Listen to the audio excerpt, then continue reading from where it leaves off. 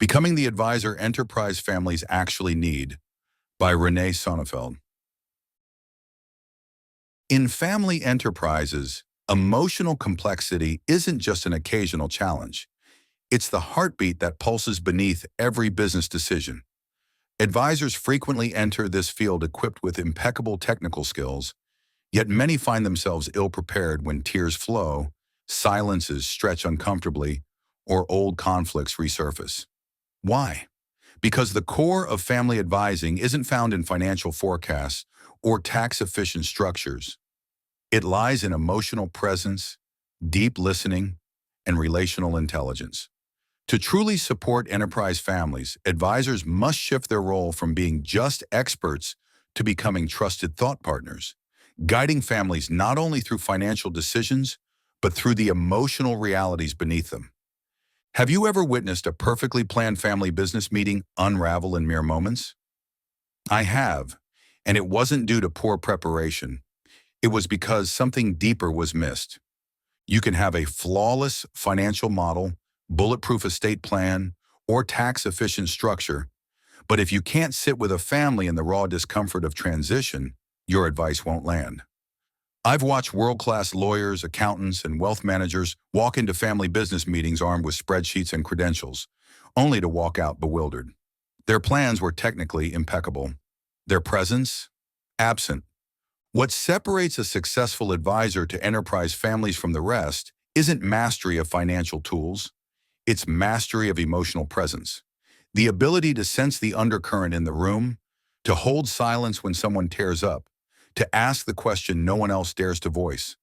In short, to become a thought partner, a consigliere, a trusted voice not just for strategy, but for meaning. When advice isn't enough.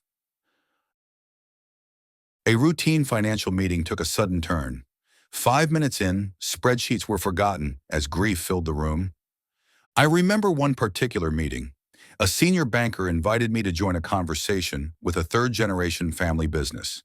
He thought they needed advice on portfolio allocation. But 5 minutes in, it became clear. This wasn't about investment strategy. It was about legacy, identity, and grief. The patriarch had passed unexpectedly 9 months ago. The eldest daughter sat silently, trying to hold the family together. The youngest son kept circling back to numbers, fixating on business performance to avoid the pain. In that moment, what they needed wasn't a financial plan. They needed someone who could be still, listen deeply, and sense the unspoken. That shift from technical expert to emotional ally is the essence of the consigliere mindset. The myth of the all-knowing expert. Traditional training molds us to become the smartest person in the room. In finance, law, and accounting, you're taught to bring the answer, to fix, to perform. But enterprise families don't want a walking encyclopedia. They want someone who can walk with them through uncertainty, conflict, and transition. They want someone who can see the whole picture, not just the numbers, but the history behind them, the pain behind the conflict, the dreams underneath the structure. Technical expertise can design the perfect bridge, but emotional intelligence guides the family safely across. Emotional complexity isn't just a side dish. It's the main course in family enterprises. Yet most advisors aren't trained for it. I've seen brilliant professionals crumble at tears, silence, or disagreement, retreating quickly to their comfort zones, charts, clauses, and calculations. That's exactly why they fail. When the advisor becomes the manager and fails. 6 months in, tensions simmered beneath the surface. Siblings barely spoke, and the matriarch's silent tears echoed in the boardroom. Not long ago, I watched an exceptional tax advisor get promoted to run a newly established family office. On paper, he was perfect. Sharp, efficient, well-connected. He knew the numbers backward. He'd built structures that saved the family millions. So when the family formalized their office, he seemed like the natural choice. Yet soon after taking on his new role, things unraveled. What went wrong? He treated the family office like a corporate department, seeing family members as clients, not as people. He froze when the matriarch cried, dismissed the youngest daughter's push for impact investing as idealistic, and failed to mediate tensions between estranged siblings. He failed, not because he lacked competence, but because he lacked relational intelligence. Brilliant technician, wrong role. The job required more than strategy, it required presence. The ability to read emotional undercurrents, hold conflicting perspectives, and build trust slowly, day by day. It required a shift in mindset, from control to curiosity, from execution to facilitation. Eventually, the family brought in someone else, not a CPA, not a lawyer, a former COO with strong listening skills and an instinct for family dynamics. He didn't try to impress, he tried to understand. Within a year, the office stabilized. Technical skill gets you hired, emotional skill keeps you employed. Why technical excellence falls short? Don't get me wrong, technical excellence is essential, but no longer a differentiator. Information is abundant. Trust, however, is scarce. Trust isn't built on IQ, it's built on EQ. And emotional intelligence doesn't mean being soft. It means being able to read the emotional room, understand who is holding back, who's posturing, and who's protecting whom. Hold tension. Not everything can be solved in one meeting. Some truths must emerge slowly. Ask powerful, non-transactional questions, ones that reveal what matters most. Operate in ambiguity.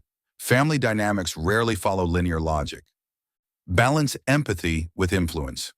You're not just a shoulder to cry on, you're a catalyst for clarity. One of my clients captured this perfectly when she said, "We can find another accountant tomorrow, but someone who understands us?" That's priceless. Another echoed a similar sentiment. "I don't just need someone to manage my money. I need someone who can manage a dinner with my siblings without it turning into a war." The cost of ignoring the emotional underbelly. I've seen advisors fail when they ignore the emotional architecture of a family. They roll out governance structures without addressing trust. They design succession plans without talking about worthiness. They name heirs without acknowledging sibling rivalry. And then they wonder why everything unravels. One family I worked with had spent over $1 million on a tax-efficient ownership structure. It sat in a drawer for 3 years. Why? Because the three siblings at the helm weren't speaking. The issue wasn't legal, it was emotional. Envy, pride, and mistrust. Another advisor once told me, "I did everything right on paper, but somehow I still got fired." That somehow was the fact that he bulldozed over a quiet but influential matriarch, misread a key emotional alliance, and assumed logic would win the day. Logic never does, at least not alone. The consigliere mindset. The term consigliere conjures up images of loyalty, discretion, and insight. For enterprise families, this means becoming both a strategic and emotional ally. You're not there to dominate, you're there to hold multiple truths, a daughter's drive for innovation and a father's fear of change. Invite the unsaid gently but directly into the conversation. Co-create meaning rather than imposing it. Bring clarity, not just solutions. This shift doesn't mean abandoning your expertise. It means integrating it with empathy and presence. You stop trying to fix and start trying to understand. You become more curious than certain. You become a mirror that reflects deeper truths. Why so many advisors struggle? The truth? It's easier to hide behind spreadsheets than to sit in discomfort. Many advisors struggle with being uncomfortable. They rush to solutions before truly listening, attacking technical problems while avoiding the deeper adaptive challenges. They fear becoming irrelevant if they don't provide immediate answers. But enterprise families don't need more answers. They need better questions. They need space to explore their values, contradictions, and fears. Some of the best advisors I know started failing less when they started speaking less. So, what makes a thought partner? Technical experts bring precision. Thought partners bring presence. The expert listens to respond. They spot the problem, deliver the fix, and move on. Clean, quick, efficient. They're brilliant at what they do, but often avoid the emotional currents running beneath the surface. When conflict hits, they retreat to what they know: answers, frameworks, timelines. That earns them transactional trust, confidence in their skill, but not necessarily their insight. Thought partners operate differently. They listen to understand. They're not just solving, they're sensing, tracking the spoken and the unsaid. They don't rush in with solutions. They slow the moment down. When tension rises, they don't pull back. They lean in. They create space for discomfort, for truth, for complexity. They guide without gripping the wheel. And that earns something deeper: transformational trust. The kind that doesn't just solve a problem, it reshapes the relationship. This isn't fluff, it's a strategy. Because families don't fall apart over numbers.